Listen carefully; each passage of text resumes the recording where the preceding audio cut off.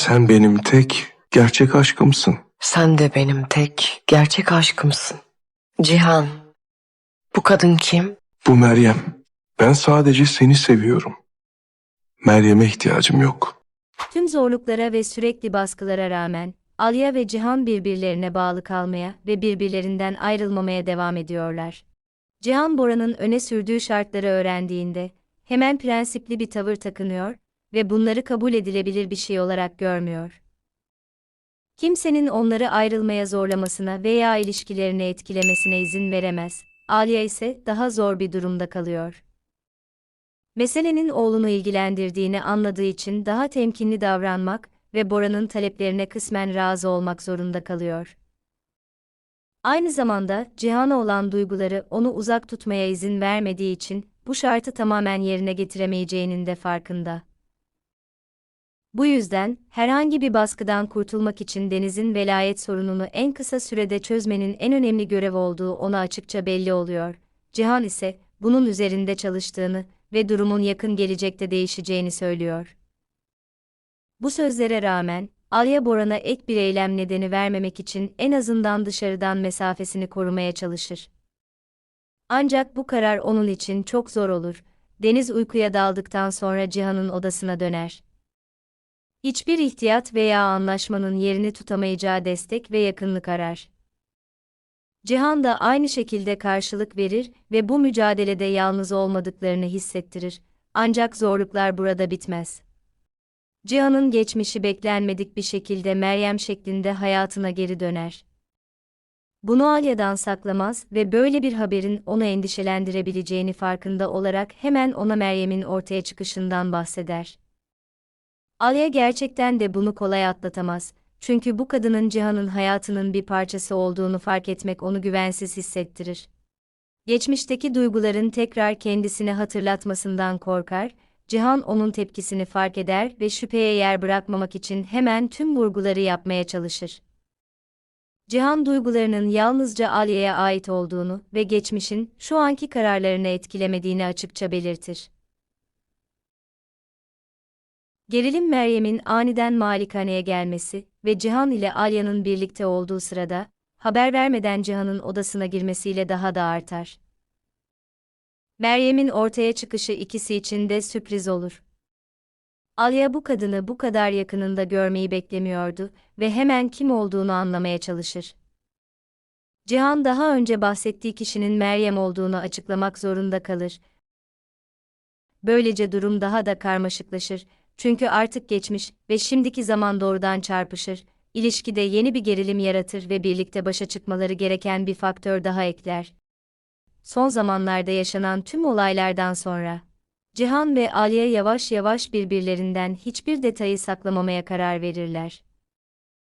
Tek bir ekip gibi hareket etmeye başlarlar, her önemli adımı tartışırlar ve birlikte karar almaya çalışırlar. Alya artık Cihan'a danışmadan bağımsız hareket etme sorumluluğunu üstlenmez, çünkü durumun üstesinden gelmelerine yalnızca ortak hareketlerin yardımcı olacağını anlar. Cihan da sırayla planlarını onunla açıkça paylaşır, neler yaptığını ve bir sonraki adımlarını anlatır. Bu açıklık aralarındaki güveni yavaş yavaş güçlendirir ve daha büyük bir istikrar duygusu verir. Aynı zamanda etrafındaki tüm olayların onu da etkilediğini anlayarak Deniz'e daha fazla ilgi gösterirler. Çocuğun yanlarında desteklendiğini ve sakin olduğunu hissetmesi için onunla mümkün olduğunca çok zaman geçirmeye çalışırlar. Onun için korkmayacağı ve tekrar korunduğunu hissedebileceği bir güvenlik ortamı yaratmak onlar için önemli hale gelir. Son olaydan sonra Deniz, Boran'la birlikte yaşamaya geri dönmek istemediğini açıkça göstermeye başlar. Yaşanan olaylar aldatıldığını hissettiği için Boran'da korku ve güvensizlik bırakmıştır. Bu nedenle Boran'ı artık eskisi gibi algılamaz ve ona geri dönmek istemez. Cihan çocuğun durumunu görünce onu sakinleştirmeye ve ona güven duygusu vermeye çalışır. Deniz için onu koruyacak ve tekrar korkutacak bir duruma düşmesine izin vermeyecek birinin yakınında olduğunu anlaması önemlidir.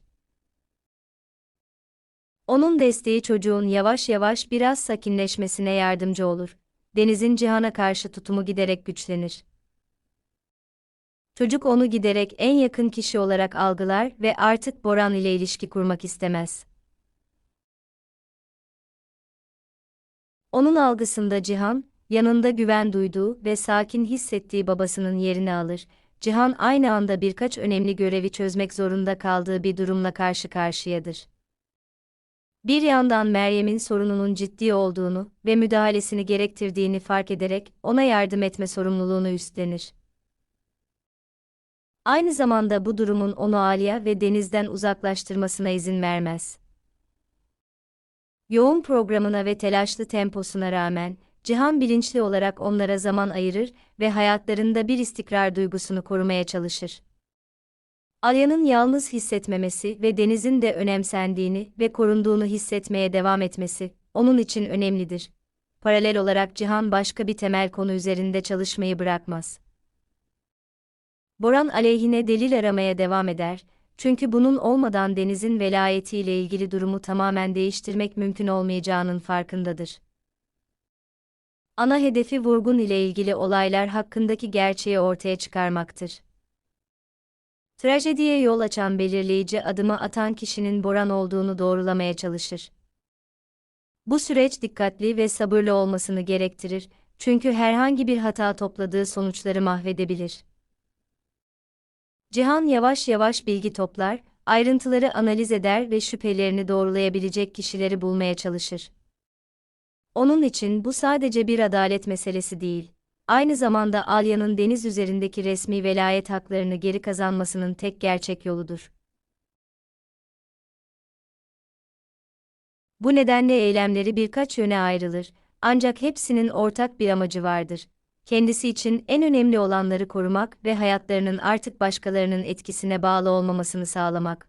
Tüm olaylar yavaş yavaş Alya ve Cihan için tam güven ve eylem birliğinin temel unsur haline geldiği anlayışına yol açar. Artık ayrı ayrı hareket etmezler ve birbirlerinden hiçbir şey saklamazlar. Bu da zor bir durumu daha iyi yönetmelerini ve hatalardan kaçınmalarını sağlar.